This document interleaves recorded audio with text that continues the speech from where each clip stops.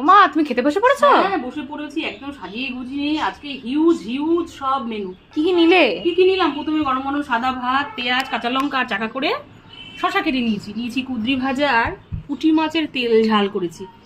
আর একটুখানি আলু ব্রোকলির তরকারি নিয়েছি, পুঁটির ঝোল করেছি। আজকে পুঁটি মাছটা না খুব ভালো এনেছিল, এর জন্য পুঁটি মাছটা দু রকম ভাবে করেছি। আর করেছি আলু সোয়াবিনের তরকারি আর একটা স্পেশাল মেনু দেখ, মালাই গলদা।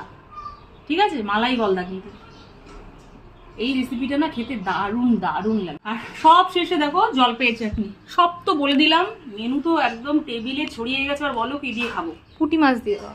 আজকে পুঁটি মাছের তেল ঝাল দিয়ে খাবো। ভাত ভাঙলাম, পুঁটি মাছের থালাটা পুরোটাই তুলে নিলাম, পেঁয়াজ নিলাম, একটু গ্রেভি নিলাম, ভাত মাখলাম, একটু মাছও নিলাম,